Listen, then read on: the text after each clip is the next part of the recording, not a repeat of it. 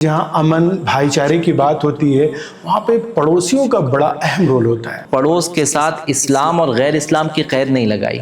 हुजूर ने यहाँ तक फरमाया कि जिब्राईल अमीन मेरे पास पड़ोस की बारे में इतनी दफ़ा अल्लाह का हुक्म लेकर आए कि मुझे ये महसूस होने लगा कि अब बाजू वाले को मेरे जायदाद में हिस्सेदार बनाना बाकी। वो कैसा मुआशरा होगा जो इस्लाम को हम अपना करके तश्कील देंगे? आपका सवाल ऐसा है कि इसका जवाब यह है कि रोशनी जब बढ़ेगी तो क्या होगा, बिल्कुल बिल्कुल। जब बारिश होगी तो ज़मीन से क्या निकलेगा, जब सुबह की ठंडी हवाएं चलेगी तो क्या होगा, क्या किसी को नुकसान पहुंचेगा। तो ये ऐसे ही है कि जब ऊपर वाले की बात सब लोग मानने लगेंगे तो फिर जितनी मखलूक इंसान के अलावा है वो हमारे ताबे हो जाएगी। सफाई उसे निस्फ़ ईमान का दर्जा करार दिया गया है। सफाई रहमत को अपने पास बुलाने का जरिया है और गंदगी ये रहमत को अपने आप से दूर करने का जरिया है। नाज़रीन अस्सलाम वालेकुम, आदाब। मीज़ान दराइस के इस पॉडकास्ट में आपका इस्तकबाल है, जहां हम बात करते हैं ऐसे मौज़ूआत पर जो न सिर्फ हमारी ज़ाती ज़िंदगी बल्कि पूरे मुआशरे पर गहरे असरात मुरतब करते हैं। इस्लाम हमें मुआशरे में अमन, भाईचारा और एक मिसाली ज़िंदगी गुजारने का क्या दर्ज देता है। इस खास मौजू पर बात करने के लिए हमारे साथ मौजूद हैं मौलाना आज़ाद नेशनल उर्दू यूनिवर्सिटी के डिस्टेंस एजुकेशन के शोबा अरबी के असिस्टेंट प्रोफेसर मौलाना डॉक्टर अब्दुल अलीम साहब। डॉक्टर साहब, आपकी रहनुमाई आज के नौजवानों के लिए यकीनन मिसाल राह साबित होगी। बहुत शुक्रिया। मैं मीज़ान टीम का शुक्रगुज़ार हूँ कि आप हज़रात ने मुझे मदऊ किया और इस मौजू पर इज़हार ख़याल करने का मौका दिया, तो आप हज़रात का बहुत शुक्रिया। तो आइए गुफ्तगू का आगाज़ करते हैं। जी डॉक्टर साहब, सबसे पहले ये बताइए कि इस्लाम हमें मुआशरे में मोहब्बत और भाईचारा कायम करने के लिए क्या रहनुमाई देता है? बिस्मिल्लाहिर्रहमानिर्रहीम, नहमदुहु व नुसल्ली व नुसल्लिमु अला रसूलिहिल करीम व अला आलिहि व सहबिहि अजमाइन, अम्मा बाद। देखिए, मज़हब और अमन ये दो हैंड इन हैंड चलते हैं, लाजिम व मलजूम हैं। कोई मज़हब तशद्दुद की तालीम नहीं देता, हर मज़हब मोहब्बत की तालीम देता है और इस्लाम मोहब्बतों वाला मज़हब है। और इस्लाम का जो नाम है उसी में आपको, उसके माना में आपको अमन, इस्लाम, पीस, सरेंडर, ये चीज़ें आपको मिलेगी। और इस्लाम के जो माना में, जो वर्ड में जो मीनिंग है वो यही बतलाता है कि जो शख्स इस्लाम में आएगा वो इंटरनल हो या एक्सटर्नल हो, उससे सिवाय पीस के, अमन के, मोहब्बत के, भाईचारगी के कोई और चीज़ ज़ाहिर नहीं हो सकती। सरकार दो आलम सल्लल्लाहु अलैहि वसल्लम इस्लाम के ऐलान से पहले, नबूवत के ऐलान से पहले और नबूवत के ऐलान के बाद आप हुज़ूर पाक सल्लल्लाहु अलैहि वसल्लम के दोनों ज़िंदगियों का जायज़ा ले, आपको मिलेगा कि हुज़ूर जहाँ पे जाते, जिस मजलिस में जाते और जहाँ पर भी शरीक होते, वहाँ पर लोग खुश हो जाते कि अमीन आए हैं, सादिक आए हैं। और अमीन और सादिक में भी अगर आप रूट वर्ड देखें तो उसमें भी अमन, सच्चाई और मोहब्बत, ये दो आपस में लाजिम व मलजूम हैं। अमीन वही होता है जिससे लोग आने में कंफर्ट महसूस करते हैं। तो हमारे जो पैगंबर है वो अपनी ज़ात में भी और अपने पैगाम में भी भाईचारगी का, अमन का, आशती का और इंसान को सुकून देने का सामान इस्लाम के ज़रिए से लाए हैं। तो ये एक बुनियादी चीज़ है।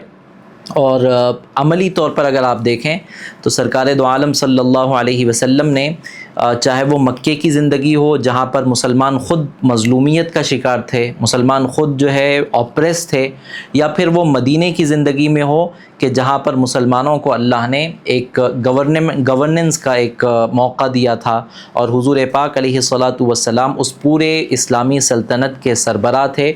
दोनों जगह पे भी आप देखें कि हुज़ूर की प्रायोरिटी जो थी वो ये थी कि अमन को इस्टेब्लिश करे। हुज़ूर की प्रायोरिटी ये थी कि लोग अमन में रहे।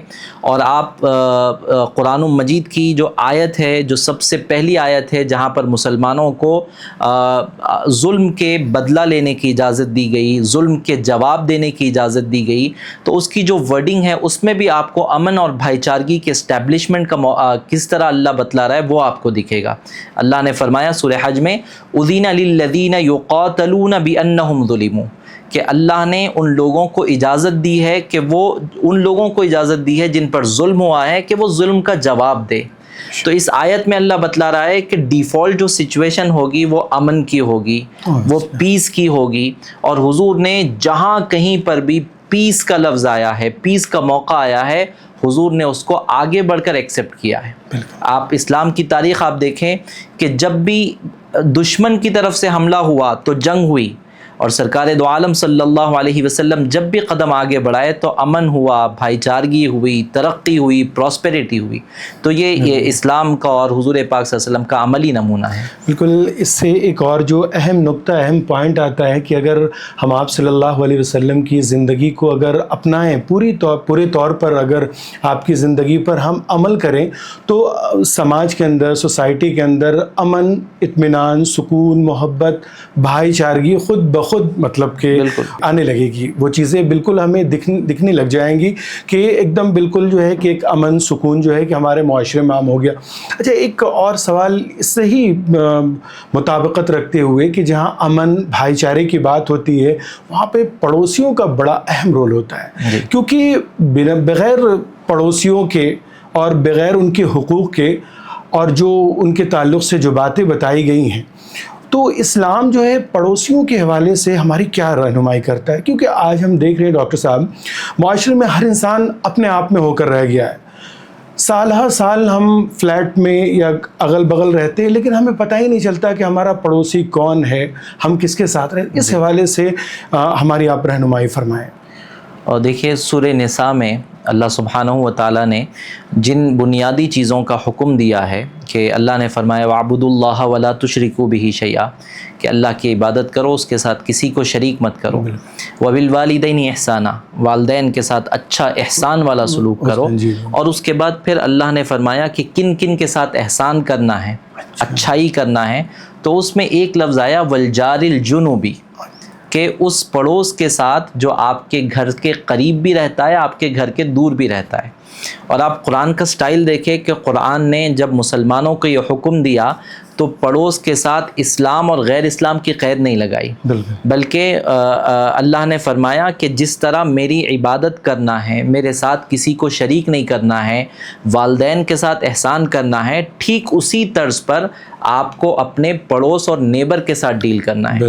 بلکہ سرکار دو عالم صلی اللہ علیہ وسلم کی احادیث سے ہمیں پتہ چلتا ہے کہ حضور نے یہاں تک فرمایا کہ جبرائیل امین میرے پاس پڑوس کی بارے میں اتنی دفعہ اللہ کا حکم لے کر آئے کہ مجھے یہ محسوس ہونے لگا کہ اب سب سرحدیں، سب حدود پار ہو گئی ہے، اب بازو والے کو میرے جائیداد میں حصے دار بنانا باقی ہے۔ اللہ اکبر! آپ اندازہ کیجئے کہ پڑوس کا اسلام نے بڑا خیال رکھا ہے، اور جو مسلمان حقیقی تھے انہوں نے اپنے عمل کے ذریعے سے بتلایا ہے کہ اچھا پڑوسی کسے کہتے ہیں۔ حضرت عبداللہ ابن مبارک کا جو ہے واقعہ ہے کہ ان کے پڑوس میں ایک یہودی رہتا تھا۔ وہ یہودی کو کسی وجہ سے مجبوری کے تحت اپنے گھر بیچنے کی ضرورت پیش آئی، تو اس نے گھر بیچنے کا پوسٹر لگایا، لوگ آنے لگے، دیکھنے لگے۔ تو ایک جب بائرس آتے اور وہ گھر کو انسپیکٹ کرتے، دیکھتے، تو اس کے بعد وہ عبداللہ ابن مبارک کا جو پڑوسی تھا، جب اس سے پوچھا جاتا وہ یہودی سے کہ بھئی تمہارا پرائس کیا ہے، تو وہ کہتا کہ گھر کا پرائس تو 1000 دینار ہے، اور پلس اس میں 1000 دینار عبداللہ ابن مبارک کے پڑوس ہونے کی وجہ سے۔ سبحان اللہ۔ لوگ پوچھتے ہیں بھئی اب یہ گھر کی قیمت تو سمجھ میں آتی ہے، پڑوس کی قیمت کیا ہے؟ وہ کہتے ہیں کہ عبداللہ ابن مبارک کے جیسا پڑوسی شاید ہی کہیں اور پر ملے۔ اور عبداللہ ابن مبارک یہ پڑوس کے ساتھ اچھا سلوک کیوں کرتے تھے؟ کیونکہ رسول اللہ صلی اللہ علیہ وسلم نے ارشاد فرمایا تھا۔ آپ کو سیرت میں اولیاء اللہ کے واقعات میں بے شمار ایسے قصے ملیں گے کہ جہاں پر اللہ والوں نے اپنے گھر میں اپنے گھر والوں کو بھوکا رکھ کر اپنے پڑوسیوں کو کھلایا ہے، اور انہوں نے یہ نہیں دیکھا ہے کہ میرا پڑوس میرے ساتھ اچھا ہے یا برا ہے، میرا پڑوس میرے دین کو ماننے والا ہے یا نہیں ماننے والا ہے، میرا پڑوس میری فکر سے، میرے آئیڈیاز سے مطابقت رکھنے والا ہے یا نہیں رکھنے والا ہے۔ یہ سب بات کی چیزیں ہیں۔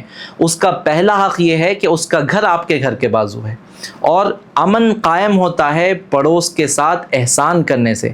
اور ورڈنگ آپ دیکھیں قرآن کی، قرآن یہ نہیں کہتا کہ وہ اچھا کرے تو آپ بھی اچھا کرو، احسان کا لفظ استعمال کیا ہے۔ احسان کا مطلب یہ ہوتا ہے کہ اگر آپ برا کریں تو احسان یہ ہے کہ میں 2 قدم آگے بڑھ کر آپ کے ساتھ اچھائی کروں۔ بالکل۔ تو یہ اسلام کے اخلاق ہے اور پڑوسیوں کے حقوق ہے جو اسلام نے ہم کو بتلائے ہیں۔ ڈاکٹر صاحب جیسے ابھی ہماری بات ہوئی جی جس میں ہم نے اسلامی طرز کے معاشرے کی بات کی کہ اگر معاشرتی طور پر کیا تبدیلیاں آئیں گی اگر ہم اسلام کو منوان قبول کر لیں، اور پھر جیسا کہ آپ نے کہا کہ جو ہمارے پڑوسی کے حقوق ہیں وہ اسلام نے کس طرح بیان کیے اور کیا مطلب اس کا طریقہ بھی جو بتایا اسلام نے کہ کیا طریقہ ہے۔ ایک سوال ذہن میں ہے کہ اگر ہم بالکل امن، بھائی چارہ اور معاشرے میں جو ہے کہ اپنے پڑوسیوں کا بھی حقوق ادا کریں، تو ایک جو مطلب ایک خیالی تصور جو ہے، ایک تصور جو ہمارے ذہن میں آتا ہے، جو ہم خیال، تو وہ کیسا معاشرہ ہوگا جو اسلام کو ہم اپنا کر کے جو اپنا ایک معاشرہ تشکیل دیں گے؟ دیکھیے، حضور پاک علیہ الصلوۃ والسلام نے عملی طور پر ایک ایسا معاشرہ وجود میں لا کر دکھایا کہ جس کی تمنا، جس کا خواب افلاطون دیکھا کرتا تھا، اور وہ یہ سمجھتا تھا کہ ایسا معاشرہ روئے زمین پر وجود میں نہیں آ سکتا کہ جہاں پر انسان اپنے نفس پر اتنا کنٹرول کر لے کہ اس سے کوئی برائی سرزد نہ ہو، اور ایک ایسا معاشرہ آ جائے کہ جہاں پر لوگ دوسروں کے حقوق کے لیے لڑنے لگے، وہ اپنے حقوق سے دستبردار ہو جائے۔ بھائی چارگی کی آپ نے بات کی، تو جب اسلام کے احکامات آ جاتے ہیں تو پھر بھائی چارگی کیسی بڑھتی ہے۔ آپ دیکھیں کہ جب مہاجرین مکے سے مدینے آئے اور حضور نے فرمایا کہ یہ آپ کے بھائی ہے جو بے یار و مددگار ہے، ان کے گھر نہیں ہے اور ان کا کوئی اب ٹھکانہ نہیں ہے، کوئی اسٹیبلش یہ لوگ نہیں ہے، تو لہٰذا آپ ان کی مدد کرو۔ تو آپ کو معلوم ہے، بڑا مشہور واقعہ ہے کہ ایک مہاجر کو جب ایک انصاری سے حضور نے ملایا تو اس انصاری صحابی نے اپنے مہاجر بھائی کے سامنے اپنا کاروبار رکھا، اپنا گھر رکھا۔ حد تو یہ ہے کہ ان کے پاس 2 بیویاں تھیں، تو شاید ہی تاریخ میں آپ کو ایسی مثال کہیں اور ملے گی کہ انہوں نے اپنی 2 بیویوں کو سامنے رکھ کر کہا کہ دیکھیے یہ میری 2 بیویاں ہیں، ان میں سے جو بھی آپ کو پسند ہو میں ان کو طلاق دے دیتا ہوں، آپ شادی کر کے اپنا گھر بسا لیجیے۔ تو ایک طرف یہ مطلب سیکریفائس کا یہ عالم ہے، تو دوسری طرف حضور نے جس جماعت کو مکے میں تیار کیا تھا، آپ اس کا بھی نظریہ اور اس کا بھی رویہ آپ دیکھیں کہ جب سامنے والے کی طرف سے اتنے آپشن ہیں اور اتنے آفر ہے کہ جس کو ٹھکرانا دنیا داری کے حساب سے آپ دیکھیں تو اس سے بہترین آفر نہیں ہو سکتا۔ لیکن حضور کی تربیت تھی، حضور نے ایک ایسا معاشرہ تشکیل دیا تھا کہ جہاں پر نفس کی کوئی جگہ نہیں تھی۔ تو وہ حضرت سعد تھے، انہوں نے کہا کہ بھائی مجھے نہ آپ کی جائیداد چاہیے، نہ مجھے آپ کا گھر چاہیے، اور معاذ اللہ نہ مجھے کوئی آپ کے بیویوں سے جو ہے کوئی تعلق ہے، بس مجھے آپ یہ بتلا دیجئے کہ یہاں پر کاروبار کہاں پر ہوتا ہے، مارکیٹ کہاں پر ہے۔ اور اللہ کے فضل سے اللہ نے مجھے ایسی سمجھ دی ہے کہ میں مارکیٹ میں جاؤں گا تو کچھ ہی دنوں میں میں مارکیٹ کو سمجھ لوں گا اور اپنے آپ کو اسٹیبلش کرنے میں کامیاب ہو جاؤں گا۔ چنانچہ وہ مارکیٹ گئے اور اپنے آپ کو ایسا اسٹیبلش کیا کہ اس دور کے بلینئر میں سے ایک بلینئر وہ بن گئے۔ تو اسلام کی تعلیمات جب عام ہوتی ہے تو دیکھیے آپ کا سوال ایسا ہے کہ اس کا جواب یہ ہے کہ روشنی جب بڑھے گی تو کیا ہوگا، بالکل بالکل، جب بارش ہوگی تو زمین سے کیا نکلے گا، جب صبح کی ٹھنڈی ہوائیں چلے گی تو کیا ہوگا، کیا کسی کو نقصان پہنچے گا۔ تو یہ ایسے ہی ہے کہ جب اوپر والے کی بات سب لوگ ماننے لگیں گے تو پھر جتنی مخلوق انسان کے علاوہ ہے وہ ہمارے تابع ہو جائے گی۔ زمین اللہ کی مخلوق ہے، تو اگر اللہ کی بات مان لی جائے اور اللہ کے منشے کے مطابق انسانیت کو چلایا جائے تو پھر زمین اپنا سینہ پھاڑ کر اس کے خزانے نکال کر انسانیت کے قدموں میں رکھ دے گی۔ اور اگر انسان اللہ کے بتلائے ہوئے، نبی کے بتلائے ہوئے راستے پر چلنے لگے تو پھر کہیں پر بھی دنیا میں قحط نام کی کوئی چیز نہیں ہوگی۔ سیدنا عمر فاروق رضی اللہ تعالیٰ عنہ کے دور کا واقعہ ہے کہ ایک مرتبہ حضرت عمر کھڑے ہوئے تھے تو اچانک مدینہ منورہ میں زلزلے کے جھٹکے محسوس ہونے لگے۔ آپ جانتے ہیں کہ سیدنا عمر کا دور عدل و انصاف میں مثالی دور، حضرت عمر کو یاد کیا جاتا ہے ان کے عدل کی وجہ سے، انصاف کی وجہ سے۔ تو جب وہ اللہ کے دین کو قائم کر رہے ہیں تو ان کے پاس اتنی اتھارٹی تھی کہ جب زمین لرزنے لگی تو آج کی ٹیکنالوجی تو اس ریئیکٹر پر اس کے جھٹکے کے جو اثر ہے اس کو ناپنے میں لگ جاتی ہے، لیکن جب آپ اللہ کے فرمانوں پر عمل کرنے والے ہو جائیں، نبی کے مشن کو صحیح طور پر نافذ کرنے والے ہو جائیں، تو پھر آپ کو اللہ کی طرف سے یہ اتھارٹی ملتی ہے کہ حضرت عمر نے اسی زمین پر پیر مار کر کہا کہ اے زمین کیوں ہل رہی ہے؟ کیا میں نے اللہ اور اس کے رسول کے قول کو اور اس کے حکم کو تجھ پر نافذ نہیں کیا؟ اور جب انہوں نے ایک پیر مارا تو جو زمین لرز رہی تھی وہ زمین اپنی جگہ پر خاموش ہو گئی اور تھم گئی. اور یہ افسانے کی بات نہیں ہے، قرآن میں اللہ نے فرمایا ہے کہ وَلَوْ أَنَّهُمْ أَقَامُوا التَّوْرَاةَ وَالْإِنْجِيلَ وَمَا أُنزِلَ إِلَيْهِمْ مِنْ رَبِّهِمْ لَأَكَلُوا مِنْ فَوْقِهِمْ وَمِنْ تَحْتِ أَرْجُلِهِمْ. اللہ نے ہم سے پہلے کے قوموں کو یہ کہا کہ اگر یہ لوگ تورات اور انجیل میں جو احکامات تھے اس کو اگر نافذ کر دیتے، امپلیمنٹ کر دیتے، تو لَأَكَلُوا مِنْ فَوْقِهِمْ وَمِنْ تَحْتِ أَرْجُلِهِمْ، تو ان کے سر کے اوپر کے رزق کے دروازے بھی کھل جاتے، یعنی آسمان ان کے لیے پانی برساتا، اور ان کے پیر کے نیچے کی جو زمین ہے اس پہ بھی رزق کے دروازے کھل جاتے. تو جب یہ دونوں رزق کے دروازے کھل جائیں گے تو انسانیت کی فلاح، انسانیت کی کامیابی اور انسانیت کی ترقی ہے. خرابی کہاں آتی ہے کہ جب ہم اللہ کے فرمان کو اور اللہ کے منشے کو نافذ ہونے سے روکتے ہیں تو وہاں پر پھر زمین بھی ہمارے خلاف ہو جاتی ہے، ہوائیں بھی ہمارے خلاف ہو جاتی ہے، اور آسمان بھی ہمارے خلاف ہو جاتا ہے. بالکل ڈاکٹر صاحب، بہت اچھی بات ہے یہ. اور ایک چیز اس میں اور میں اس حوالے سے ایک بات اور پوچھنا چاہوں گا کہ بات یہ ہے کہ اللہ کی نافرمانی جو بڑھتی ہے، انسان اپنے اوپر مصائب، مشکلات اور آزمائشوں میں گھرتا جاتا ہے. اسی سے جڑی ہوئی ایک چیز ہے، جہاں تک ایمان کی بات آتی ہے، ایمان کامل. ایمان تبھی مکمل ہوگا جب آپ کے اندر صفائی ہو. جیسے خود رسول اللہ صلی اللہ علیہ وسلم نے فرمایا بھی ہے کہ صفائی نصف ایمان کہا گیا ہے، ایمان کا جز کہا گیا ہے. آج ہمارے معاشرے میں صفائی کو بالکل اس چیز سے جوڑا ہی نہیں جا رہا، بلکہ انہیں ایسا لگ رہا ہے کہ ہاں یہ چیز ہے، ہمارے لیے ضروری ہے. اسلام نے اس کے تعلق سے کیا پیغامات دیے ہیں، اس کی کیا اہمیت کی بیان کی ہے اسلام نے، اس پر ذرا روشنی ڈالیں تاکہ جن لوگوں کو اس چیز کا صحیح علم نہیں ہے کہ اسلام نے نصف ایمان جو ہے کہ صرف صفائی کو کہا ہے. نماز، روزہ، حج، زکوٰۃ، یہ ساری چیزیں اپنی جگہ پر، لیکن صرف اور صرف صفائی اسے نصف ایمان کا درجہ قرار دیا گیا ہے. تو ذرا اس پر روشنی ڈالیں تاکہ لوگوں کو پتہ چلے کہ صفائی کتنی ضروری چیز ہے. دیکھیے، صفائی کے مسئلے میں تو میں عرض کروں گا کہ صفائی ایک ایسی چیز ہے کہ اللہ نے انسان کے اندر یہ بلٹ ان کوالٹی رکھی ہے کہ انسان کا ایک نیچرل فینومینا یہ ہے کہ وہ صفائی کو پسند کرتا ہے. بالکل. کوئی انسان کچرے میں، کوڑے میں رہنا نہیں چاہتا. بالکل. کوئی انسان اپنے گھر کو خراب کرنا نہیں چاہتا، لیکن انسان کی طبیعت ہو جاتی ہے وہ اس طرف دھیان نہیں دیتا. ورنہ تو اسلام کو حکم دینے کی ضرورت نہیں ہے کہ صاف ستھرے رہو، صفائی کا خیال رکھو. یہ تو اللہ نے ہماری طبیعتوں کے اندر یہ بلٹ ان کوالٹی رکھی ہے کہ انسان صفائی کو پسند کرتا ہے. اگر اسلام اس بات کی طرف نشاندہی نہ بھی کرتا تو انسان کی طبیعت گواہی دیتی کہ صفائی کے ساتھ رہنا چاہیے. لیکن یہ ایک ایسی چیز جو ڈیفالٹ انسان کی طبیعت میں ہے، اور اس ڈیفالٹ پر اسلام حکم بھی دے رہا ہے اور فضائل بھی بیان کر رہا ہے. بلکہ اسلام یہاں تک کہہ رہا ہے کہ الطہور شطر الایمان، پاک صاف رہنا یہ ایمان کا حصہ نہیں بلکہ آدھا ایمان ہے. تو آپ اندازہ لگائیں کہ صفائی اور ستھرائی کی کتنی اہمیت ہے. ہمارے پاس نماز پڑھی جاتی ہے تو نماز کے لیے شرائط میں سے ہے کہ آپ کا جسم پاک ہونا ضروری ہے. اور جسم پاک کب ہوتا ہے؟ جب انسان اپنی ہائیجین کا، اپنی صفائی کا خیال رکھتا ہے. پھر اس کے بعد جسم کے بعد دوسری شرط یہ ہے کہ انسان جو کپڑا پہنتا ہے وہ بھی صاف ہونا چاہیے. آپ اندازہ کیجئے کہ صفائی کی کتنی اہمیت ہے. اور پھر تیسری چیز اسلام نے فرمایا کہ آپ جس جگہ پر نماز پڑھتے ہیں وہ جگہ بھی صاف ستھری رہنا ضروری ہے. آپ کوڑے کچرے میں نماز نہیں پڑھ سکتے. آپ استبلوں میں جہاں پر جانوروں کے غلاظتیں ہوتی ہے وہاں پر نماز نہیں پڑھ سکتے.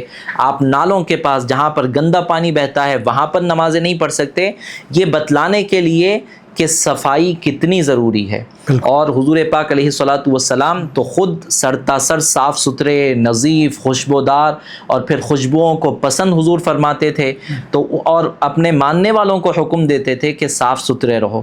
حضور کا جو دور تھا اس دور میں اور اس جگہ پر، خاص طور پر عرب پیننسولا میں، مدینہ شریف میں، مکہ شریف میں پانی کی بہت کمی ہوتی اور لوگوں کو پانی لانا، پینے کے پانی کے لیے بھی پریشانی ہوتی تھی. آج ہمارے پاس اللہ کے فضل سے جتنا پانی ہے اور جس طرح سے ہم پانی کا مس یوز کر رہے ہیں، اس دور میں یہ پانی کا اتنا وافر مقدار میں وجود تھا ہی نہیں. لوگ بڑی مشقتوں سے پانی لاتے تھے اور انسانیت کی سب سے بڑی خدمت یہ تھی کہ کسی کو پانی پلا دیا جائے. آج ہم کو یہ بہت معمولی سا لگتا ہے کیونکہ پانی بہت اویلیبل ہے اور پانی کے لیے انسانوں نے کوشش کر کے اس کو وافر مقدار میں انسانوں کے لیے اویلیبل کرا دیا ہے. لیکن اس زمانے میں پینے کا پہلے تو پانی ہونا, پھر پینے کے قابل ہونا, پھر صاف پانی ہونا, یہ بہت ریئر تھا. اور اس کے ریئرنیس پہ آپ اندازہ کریں کہ حضور نے فرمایا, حضرت علی سے پوچھا گیا کہ آپ لوگ حضور سے کتنی محبت کرتے تھے. اگر مجھ سے پوچھا جائے کوئی ایسی چیز تو میں آج کے دور کے حساب سے جو سب سے قیمتی چیز رہے گی, میں کہوں گا کہ ہمارے دور میں وہ چیز سب سے قیمتی ہے, مجھے اس سے زیادہ محبت. بالکل. حضرت علی سے پوچھا گیا کہ بھئی آپ کو حضور سے کتنی محبت تھی آپ لوگوں کو, تو حضرت علی نے فرمایا کہ بھئی آپ اگر کسی گرمی میں ہو, مئی کے مہینے میں ہو ہندوستان کے حوالے سے, اور وہاں پر ایک سخت پیک گرمی ہو اور اس گرمی میں آپ کو بہت پیاس لگ رہی ہو, اور ویسے پیاس کے عالم میں کوئی آپ کے سامنے گلاس ٹھنڈا پانی کا لا کر رکھ دے, تو آپ کہیے کہ آپ کو اس وقت سب سے زیادہ کیا چاہیے؟ انسان کہے گا مجھے ٹھنڈا پانی چاہیے. حضرت علی نے کہا کہ ہم کو حضور سے اس سے زیادہ محبت تھی. تو پانی کی مثال کیوں دی؟ کیونکہ اس زمانے میں پانی کی قلت تھی اور پانی کو بہت بڑا ریسورس مانا جاتا تھا. تو میں یہ عرض کر رہا ہوں کہ حضور ویسے دور میں بھی صحابہ کو فرمایا کرتے تھے کہ اگر پانی کم ہے پرواہ نہیں ہے, لیکن کم از کم اگر پانی بالکل بھی نہیں ہے تو تم کو چاہیے کہ کم از کم جمعے کا دن غسل ضرور کیا کرو, تمہیں حاجت ہو یا نہ ہو. لیکن تمہارے لیے ضروری ہے کہ تم ایک پبلک پلیس پر آ رہے ہو اور تمہارے پسینے سے کسی کو پریشانی ہو سکتی ہے, تو تمہاری ذمہ داری ہے کہ تم اپنے آپ کو صاف کر کے, خوشبودار کر کے, سینٹ لگا کر لوگوں میں جب آؤ تو لوگوں کو تمہاری وجہ سے تکلیف نہ ہو. اسلام نے یہاں تک کہا ہے, حضور نے یہاں تک کہا ہے کہ تم جو لہسن کھاتے ہو, وہ لہسن کی جو بو آتی ہے وہ بو کوئی حرام چیز نہیں ہے, لہسن کوئی حرام چیز نہیں ہے. لیکن حضور نے فرمایا کہ تم اگر اپنے منہ کی بو پر کنٹرول نہیں کرو گے اور ویسے ہی تم مسجد میں آ جاؤ گے تو اس بو سے فرشتے جو اللہ کے ہوتے ہیں وہ دور چلے جائیں گے. آپ سوچیں کہ حضور نے کتنی باریک چیزیں بیان کی ہے. آج ماؤتھ فریشنر کا دور ہے, آج ڈینٹسٹ کہتے ہیں کہ آپ اگر کچھ کھائیں تو بعد میں جا کر گوگل کر لیں, اپنے دانتوں کو صاف کریں, اپنے منہ کی صفائی کا خیال کریں.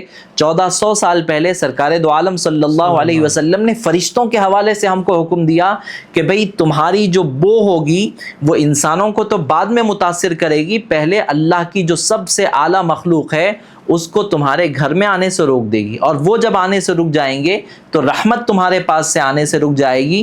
تو یہ ہمیں بتلا رہا ہے کہ صفائی رحمت کو اپنے پاس بلانے کا ذریعہ ہے اور گندگی یہ رحمت کو اپنے آپ سے دور کرنے کا ذریعہ ہے.